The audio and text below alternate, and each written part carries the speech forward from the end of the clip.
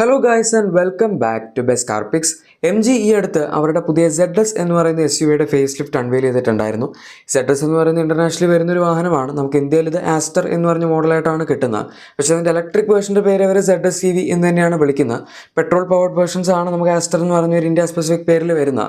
എന്തായാലും ഈ ഒരു വാഹനത്തിൻ്റെ ഡിസൈനൊക്കെ ഇപ്പോൾ അവർ ഇന്റർനാഷണലി അത്യാവശ്യം അപ്ഡേറ്റ്സ് ഒക്കെ വരുത്തിയിട്ടുണ്ട്. ഇതാണ് ഈ വാഹനത്തിൻ്റെ പുതിയ ഫ്രണ്ട് ഫേസ്. ഇപ്പോൾ ഡിസൈൻ വൈസ് നോക്കുകയാണെങ്കിൽ ഇപ്പോൾ എക്സിസ്റ്റിംഗ് വണ്ടി വെച്ച് കമ്പയർ ചെയ്യുമ്പോൾ അത്യാവശ്യം നല്ല രീതിയിൽ തന്നെ ഡിഫറൻസ് വന്നിട്ടുണ്ട്. ഫ്രണ്ടിൽ ചെറിയ രീതിയിൽ കണക്ട് ചെയ്യുന്ന ഹെഡ് ലാമ്പ്സ് പോലൊരു ട്രീറ്റ്മെന്റ് ഉണ്ട്, പക്ഷേ അവിടെ ലൈറ്റില്ല, ജസ്റ്റ് ഒരു ക്രോം ബാർ പോലത്തെ സംഭവമാണ്. പിന്നെ വളരെ ക്ലീൻ ആയിട്ട് നിൽക്കുന്ന പോലത്തെ ഒരു ഡിസൈനാണ് ഈ വാഹനത്തിന്റെ ഫ്രണ്ടിൽ നിന്ന് അവർ കൊടുത്തിരിക്കുന്നത്. നമുക്ക് അങ്ങനെ പ്രത്യേകിച്ച് കണ്ടു കഴിഞ്ഞാൽ ആർക്കും കുറ്റമൊന്നും പറയാൻ പറ്റില്ല. പ്രത്യേകിച്ച് ഇന്നത്തെ കാലത്ത് ഈ ക്രെറ്റ പോലെയുള്ള അത്യാവശ്യം പോളറൈസിങ് ഡിസൈൻസ് ഒക്കെ വരുന്ന സമയത്തും ഇങ്ങനെ സിമ്പിൾ ആയിട്ടുള്ള ആർക്കും കണ്ട കുഴപ്പമില്ലാന്ന് തോന്നുന്ന രീതിയിലുള്ള ഒരു ഡിസൈനിലുള്ള വണ്ടികളൊക്കെ കണ്ടിട്ട് കുറച്ച് കാലമായി. പിന്നെ ഇതിൻ്റെ ഹെഡ്ലൈറ്റ്സ് ഒക്കെ ആണെങ്കിൽ അത്യാവശ്യം സ്ലീക്കാണ്. നമുക്ക് DRLs ടോപ്പ് പോർഷനായിട്ട് അവൈലബിൾ ആണ്. അതിൻ്റെ തൊട്ട് താഴെ നോക്കുകയാണെങ്കിൽ LED പ്രൊജക്ടർ ഹെഡ്ലൈറ്റ്സും കൊടുത്തിട്ടുണ്ട്. പിന്നെ ഫോഗ് ലൈറ്റ്സ് ഒന്നും ഈ ഒരു വാഹനത്തിൽ ഇപ്പോൾ തൽക്കാലത്തേക്ക് അവർ കൊടുത്തിട്ടില്ല. നമുക്ക് എക്സിസ്റ്റിംഗ് ആസ്റ്ററിൽ ഫോഗ് ലാംപ്സ് വരുന്നുണ്ട്. പക്ഷേ എന്തായാലും ഇതിൻ്റെ അകത്ത് ജസ്റ്റ് അവിടെ ഒരു ഡിസൈൻ എലമെൻറ്റ് പോലെ ബ്ലാക്ക് കളറാണ് കൊടുത്തിരിക്കുന്നത്. പിന്നെ സിൽവർ സ്കിറ്റ് പ്ലേറ്റ്സ് താഴത്തുണ്ട്. അതുപോലെ ഗ്രില്ലിൻ്റെ ഒക്കെ ഡിസൈൻ നോക്കുകയാണെങ്കിൽ മൊത്തത്തിലുള്ളൊരു ബ്ലാക്ക് ട്രീറ്റ്മെൻറ്റ് ആണ് അവർ പിടിച്ചിരിക്കുന്നത്.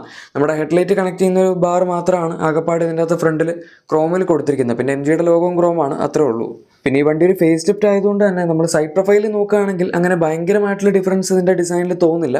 പ്രത്യേകിച്ച് ഡോറിൻ്റെ ഒക്കെ ഡിസൈൻ, അതുപോലെ ബാക്കിലേക്കൊക്കെ വരികയാണെങ്കിൽ ക്വാർട്ടർ ഗ്ലാസ്, അതുപോലെ ബോഡി പാനൽ, അത്തരത്തിലുള്ള കാര്യങ്ങളെല്ലാം വളരെ സിമിലർ ആണ്. പിന്നെ ORVMസിൻ്റെ ഡിസൈനും സെയിം ആണ്. അതിൻ്റെ അകത്ത് ഇപ്പോഴും ഹാലജൻ ഇൻഡിക്കേറ്റേഴ്സ് ആണ് കൊടുത്തിരിക്കുന്നത്. മാറ്റായിരുന്നു. ഇപ്പോഴത്തെ നമുക്ക് ആസ്റ്ററിലുള്ളതിലും ഹാലജൻ ഇൻഡിക്കേറ്റേഴ്സ് ആണ്. അത് കൊടുത്ത് മാറ്റി LED ആക്കിയിരുന്നെങ്കിൽ നല്ലതായിരുന്നു. പിന്നെ അലോയ് വീൽസിൻ്റെ ഡിസൈനിൽ വ്യത്യാസം വന്നിട്ടുണ്ട്. കുറച്ചും കൂടെ ഒരു പ്രീമിയം ലുക്കിംഗ് അലോയ്സ് ആണ് ഇതിൻ്റെ അകത്ത് വരുന്നത്. ആസ്റ്ററിൽ ഇവിടെ ഉള്ളതിൽ കുഴപ്പമില്ലാത്തൊരു ഡിസൈനാണ്. 17 ഇഞ്ച് തന്നെയാണ്.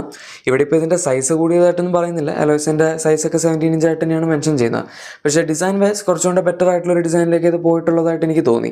അതുപോലെ വീൽ ആർച്ച് ക്ലാഡിങ്ങും സംഭവങ്ങളൊക്കെ ഒബ്വിയസ്ലി ഈ ഒരു വാഹനത്തിനകത്ത് അവൈലബിൾ ആണ്.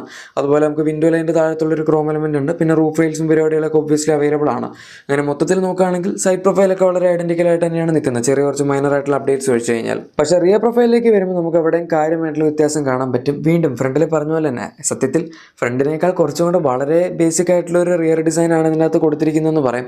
ഓൾമോസ്റ്റ് നമ്മൾ 2015 to 2020 കണ്ടുകൊണ്ടിരുന്ന പോലത്തെ വാഹനങ്ങളിലൊക്കെ ഒരു റിയർ ഡിസൈനാണ് ഈ വാഹനത്തിൽ വന്നിരിക്കുന്നത്. അതായത് ആർക്കും കുറ്റം പറയാനൊന്നുമില്ല, വളരെ സിമ്പിളാണ്. അപ്പം കണ്ടു കഴിഞ്ഞാൽ നമുക്ക് അയ്യോ ഇതെന്താണ് ഇങ്ങനെ ഇരിക്കുന്നത് എന്ന് തോന്നുന്നില്ല. പിന്നെ ഇപ്പോഴത്തെ വണ്ടികൾ വരുന്ന പോലെ കണക്റ്റഡ് ടെയിൽ ലാമ്പോ അല്ലെങ്കിൽ ഈ ചെറിയ LED ലൈറ്റ് വെച്ച് കണക്ട് ചെയ്യുക, അങ്ങനത്തെ പരിപാടികളൊന്നും ഇതിനകത്ത് വന്നിട്ടില്ല. സംഭവം ടെയിൽ ലാംപ്സ് ഒക്കെ LED ആണ്. അതിൻ്റെ താഴത്തായിട്ട് നമുക്ക് സൈഡ് ഇൻഡിക്കേറ്റേഴ്സ് ഒക്കെ തന്നെ കൊടുത്തിട്ടുണ്ട്. ഒരു കൺവെൻഷണൽ ഡിസൈൻ, റിയർ ഡിസൈൻ വാഹനങ്ങളിൽ എങ്ങനെയാണ് വരുന്നത് ആ ഒരു പാറ്റേൺ ആണ് ഇതിനകത്ത് പിടിച്ചിരിക്കുന്നത്. പിന്നെ കുറച്ച് ഫേക്ക് സ്റ്റഫ് കൊടുത്തിട്ടുണ്ട്. ബാക്കിൽ എക്സോസ്റ്റ് പൈപ്പിൻ്റെതായിട്ടുള്ള അത് ജസ്റ്റ് ഡിസൈനാണ്. അവിടെ പ്രത്യേകിച്ച് എക്സോസ്റ്റ് പൈപ്പ് ഒന്നും വരുന്നില്ല. താഴത്തായിട്ട് നമുക്ക് നോക്കിക്കഴിഞ്ഞാൽ എക്സോസ്റ്റ് പൈപ്പ് കാണാം. പിന്നെ സിൽവർ സ്കിറ്റ് പ്ലേറ്റ്സ് കണക്ട് ചെയ്യുന്ന രീതിയിൽ ആ ഒരു പാറ്റേണിൻ്റെ കൂടെ കൊടുത്തിട്ടുണ്ട്. അതുപോലെ ബാക്കിൽ ZSൻ്റെ ബാഡ്ജിങ്, ഒരു ചെറിയ സ്പോയിലർ കൊടുത്തിട്ടുണ്ട്. പിന്നെ റിയർ വൈപ്പർ വാഷർ D4 ഒക്കെ ഒബ്വിയസ്ലി ഈ വാഹനത്തിൽ അവൈലബിൾ ആണ്.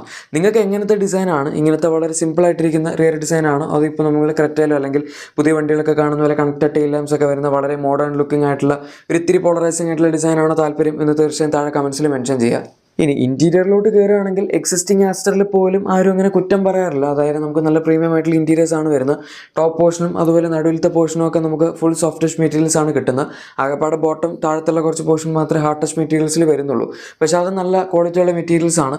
പിന്നെ ഫിറ്റ് ആൻഡ് ഫിനിഷ് വണ്ടിയുടെ വളരെ നല്ലതാണ്. അക്കാര്യത്തിലൊന്നും യാതൊരു കുഴപ്പമില്ല. ഈ വണ്ടിയിലേക്ക് വരികയാണെങ്കിൽ നമുക്ക് ക്വാളിറ്റിയുടെ കാര്യത്തിലൊന്നും പ്രശ്നമൊന്നുമില്ല. പിന്നെ കുറച്ചുകൂടെ ഫീച്ചേഴ്സിൽ അപ്ഗ്രേഡ് വന്നിട്ടുണ്ട്. അതായത് മറ്റേതിനകത്ത് നമുക്ക് 10.1 ഇഞ്ച് ഇൻഫോർടൈം സിസ്റ്റം ആയിരുന്നെങ്കിൽ ഇതിൻ്റെ അകത്തേക്ക് വരുമ്പോൾ 12.3 ഇഞ്ചസിൻ്റെ ഇൻഫോർടൈം സിസ്റ്റമാണ് കൊടുത്തിരിക്കുന്നത്. അത് കുറച്ചുകൂടെ വീതി വന്ന പോലെ തോന്നുന്നുണ്ടല്ലോ ഇൻഫോർടൈമിന്. അതുപോലെ 7 ഇഞ്ചസിൻ്റെ ഇൻസ്ട്രുമെൻറ്റ് ക്ലസ്റ്ററാണ് വരുന്നത്. പിന്നെ വയർലെസ് ചാർജിങ് പാഡ് ഉണ്ട്. അത് ഇതിൻ്റെ അകത്ത് വെർട്ടിക്കലായിട്ടാണ് പ്ലേസ് ചെയ്തിരിക്കുന്നത്. ഗിയർ സെലക്ടർ നോബിൻ്റെ ലെഫ്റ്റ് സൈഡിലായിട്ട് കാണാം. മറ്റേതിൻ്റെ അകത്തൊക്കെ സാധാരണ നമുക്ക് ഹൊറിസോണ്ടലായിട്ടാണല്ലോ വരുന്നത്, പക്ഷേ ഇതിൻ്റെ അകത്ത് അങ്ങനെയല്ല. പിന്നെ ഇതിൻ്റെ അകത്ത് വെന്റിലേറ്റഡ് സീറ്റ്സ് ഇൻ്റർനാഷണലി ഇല്ല, ഹീറ്റഡ് സീറ്റ്സ് ആണ് വരുന്നത്. അതുപോലെ ഹീറ്റഡ് സ്റ്റിയറിംഗ് വരുന്നുണ്ട്. ഇന്ത്യയിലേക്ക് വരുമ്പോൾ ചിലപ്പോൾ ഒരു വെന്റിലേറ്റഡ് സീറ്റ്സ് ആയിട്ട് കൊടുക്കുമായിരിക്കും, കാരണം ഹെക്ടറിലും മറ്റു വാഹനങ്ങളിലൊക്കെ അവരിപ്പോൾ കൊടുക്കുന്നുണ്ട്. അതുപോലെ തന്നെ നമുക്ക് ഇതിനകത്ത് ഓട്ടോ ഡൈനാറ്റ് IRVMs ആണ് വരുന്നത്. അത് ഫ്രെയിംലെസ് മിറേഴ്സ് ആണ് കൊടുത്തിരിക്കുന്നത്. ബാക്കി ഫീച്ചേഴ്സൊക്കെ ഉണ്ട്. അതായത് ADAS level 2 features, advanced resistance system ഇതിനകത്ത് അവൈലബിൾ ആണ്. അത് ഓൾറെഡി ഈ വണ്ടി ഇവിടെ 2 വർഷം മുന്നേ ഇറങ്ങിയ സമയത്ത് തന്നെ ഇതിനകത്ത് കൊടുത്തിട്ടുണ്ടായിരുന്നു. ഈ വാഹനത്തിന് ആ സമയത്തുള്ളൊരു വലിയ ഹൈലൈറ്റഡ് ഫീച്ചർ ആയിരുന്നു അത്. പിന്നെ ഇതിൻ്റെ ഗിയർ ലിവറൊക്കെ നോക്കുകയാണെങ്കിൽ അതിൻ്റെ അകത്ത് നമുക്ക് ചെറിയ ഡിഫറൻസ് കാണാം. അതായത് കൺവെൻഷണൽ രീതിയിലുള്ള ഗിയർ നോബ് പോലൊന്നും കൊടുത്തിട്ടില്ല, automatically just shift and switch പോലെയാണ് കൊടുത്തിരിക്കുന്നത്. നമുക്ക് ഇങ്ങനെ ഓരോ മോഡ് സെലക്ട് ചെയ്യാൻ പറ്റുന്ന രീതിയിൽ അത്രേ ഉള്ളൂ. അതിൻ്റെ റീസൺ ഈ വണ്ടി ഇപ്പോൾ ഹൈബ്രിഡ് ആണ് എന്നുള്ളതാണ്. അതിലേക്ക് ഞാൻ വരാം, ടെക്നിക്കൽ സ്പെസിഫിക്കേഷൻസിലേക്ക്. പിന്നെ അല്ലാണ്ട് നോക്കുകയാണെങ്കിൽ ഇതിൻ്റെ സ്റ്റിയറിംഗ് വീലിൻ്റെ ഡിസൈനും മാറിയിട്ടുണ്ട്. മറ്റേ നമുക്കൊരു ഇത്തിരി ഫോക്സ് വാഗൻ പോലെ ഇരിക്കുന്ന സ്റ്റിയറിംഗ് വീലായിരുന്നു വന്നിരുന്നത്. പക്ഷേ ഇതിൻ്റെ അകത്തേക്ക് വരുമ്പം ഇപ്പോൾ പിന്നെ സ്റ്റിയറിംഗ് വീലിൽ വ്യത്യാസം വന്ന് 3 സ്പോക്കാണ്, അതുപോലെ ഫ്ലാറ്റ് ബോട്ടം സ്റ്റിയറിംഗ് ആണ്, നടുവിൽ MGയുടെ ലോഗോ ഉണ്ട്. പിന്നെ കൺട്രോൾസൊക്കെ ആണെങ്കിലും വ്യത്യാസം വന്നിട്ടുണ്ട്. അതിൻ്റെ അകത്ത് നമുക്ക് സ്വിച്ചസ് ഉണ്ട്, പക്ഷെ എന്നാലും കുറച്ചൊക്കെ അല്ലാണ്ടുള്ള കൺട്രോൾ പാഡ്സും സാധനങ്ങളൊക്കെ വന്നിട്ടുണ്ട്. പിന്നെ ആസ് സച്ച് ഇൻറ്റീരിയർ ഡിസൈൻ എടുക്കുകയാണെങ്കിൽ അത്യാവശ്യം ഡിഫറൻസ് പറയാൻ പറ്റും. അല്ലാണ്ട് വളരെ സെയിം ആയിട്ട് നിൽക്കുന്ന ഇൻറ്റീരിയർ അല്ല, ഫേസ് ലിഫ്റ്റിൽ പറയാവുന്ന മാറ്റങ്ങളൊക്കെ ഉണ്ട്. പിന്നെ അവരിപ്പോൾ അൺവെയിൽ ചെയ്തിരിക്കുന്ന വണ്ടി ഫുള്ള് ബ്ലാക്ക് ഇൻറ്റീരിയേഴ്സിലാണ് വരുന്നത്. നമുക്ക് ഇതിൻ്റെ അകത്തൊരു സീറ്റിൻ്റെ അപ്ഹോൾസ്റ്ററൊക്കെ കിട്ടുന്ന ഇങ്ങനെയാണ്, ലെതറഡ് സീറ്റ്സ് ആണ്. പിന്നെ ബാക്കിലാണെങ്കിലും 3 അഡ്ജസ്റ്റബിൾ ഹെഡ് റെസ്റ്റുകൾ അവർ കൊടുത്തിട്ടുണ്ട്. നടുവിലത്തെ ഹെഡ് റെസ്റ്റ് കുറച്ച് ചെറുതാണ്, പക്ഷെ എന്നാലും നമുക്കത് മൂവ് ചെയ്യാൻ പറ്റും. പിന്നെ 3 പോയിൻറ്റ് സീറ്റ് ബെൽറ്റ്സ് ഒക്കെ ബാക്കിൽ അവൈലബിൾ ആണ്.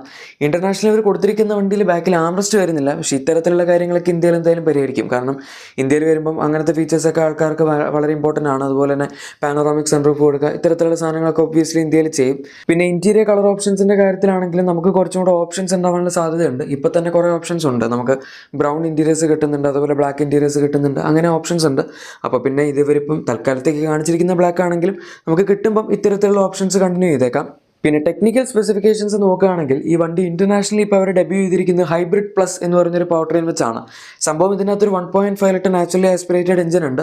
ആ എഞ്ചിൻ 102 bhp അടുത്ത് പവർ ജനറേറ്റ് ചെയ്യുന്നുള്ളൂ. പക്ഷേ ഇത് ഹൈബ്രിഡ് ആയതുകൊണ്ട് തന്നെ 1.8 kWh അടുത്ത് സൈസ് വരുന്നൊരു ബാറ്ററി പാക്ക് ഉപയോഗിച്ചിട്ടുണ്ട്. അതിൻ്റെ അകത്ത് ഉപയോഗിച്ചിരിക്കുന്ന മോട്ടറിന് തന്നെ 132 PS അടുത്ത് പവറും 250 Nm ടോർക്കും ഉണ്ട്. അതുകൊണ്ട് കമ്പൈൻഡ് ഔട്ട്പുട്ട് ഈ എഞ്ചിൻ്റെയും അതുപോലെ മോട്ടറിൻ്റെയും കൂടെ ആയിട്ട് വരുന്നത് 197 bhp അതുപോലെ 343 Nm ടോർക്കുമാണ്. അതായത് അത് കേൾക്കുമ്പോൾ തന്നെ മനസ്സിലാവും വളരെ ഹെവി ആയിട്ടുള്ളൊരു ഔട്ട്പുട്ടാണ് ഇതിനകത്ത് വരുന്നത്. 0 to 100 ആക്സലറേഷൻ ഇത്രയും പറയുന്ന ഔട്ട്പുട്ടിൻ്റെ അത്രയും ഫാസ്റ്റായിട്ട് ചിലപ്പോൾ നിങ്ങൾക്ക് തോന്നുന്നില്ല. 8.7 സെക്കൻഡ്സ് ആണ് അവർ ക്ലെയിം ചെയ്യുന്നത്. പിന്നെ ഇതിൻ്റെ ടോപ്പ് സ്പീഡ് ലിമിറ്റഡ് ആണ്, 167 km/h വരെ ടോപ്പ് സ്പീഡ് വണ്ടി കയറുള്ളൂ.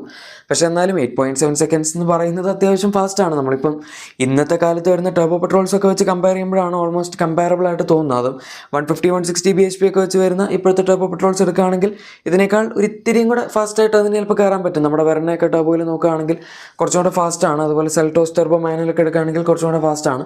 ഓട്ടോമാറ്റിക്സിൻ്റെ കേസിൽ ഉറപ്പായിട്ടും ഇത് തന്നെയാണ് ഫാസ്റ്റ്. കാരണം ഇതിൻ്റെ അകത്ത് നമുക്ക് വരുന്നത് തന്നെ ഓട്ടോമാറ്റിക് മാത്രമേ ഉള്ളൂ. ഹൈബ്രിഡ് ഒരിക്കലും ഒരു മാനുവൽ കൊടുക്കുന്നില്ല. അതുകൊണ്ട് നമ്മൾ ജസ്റ്റ് ഓട്ടോമാറ്റിക്സ് മാത്രം കമ്പയർ ചെയ്യുകയാണെങ്കിൽ ഇവിടെ ഇപ്പോൾ കിട്ടുന്ന ടർബോ പെട്രോൾ ഉള്ള DCT ഓട്ടോമാറ്റിക്സ് വെച്ച് വരുന്ന വണ്ടിയാണെങ്കിൽ പോലും 9 സെക്കൻഡ്സിന് അടുത്ത് 9.5 സെക്കൻഡ്സിന് മുകളിൽ ചില വണ്ടികളൊക്കെ എടുക്കാറുണ്ട് 0 to 100 നടത്താനായിട്ട്. അതിനേക്കാളൊക്കെ ഇത് ഫാസ്റ്റാണ്. പിന്നെ ഹൈബ്രിഡ് ആയതുകൊണ്ട് നമുക്ക് ഫാസ്റ്റായിട്ട് ഓടിക്കുക എന്നുള്ളതല്ലല്ലോ എൻ്റെ ലക്ഷ്യം, മാക്സിമം എഫിഷ്യൻസി കിട്ടുക എന്നുള്ളതാണല്ലോ.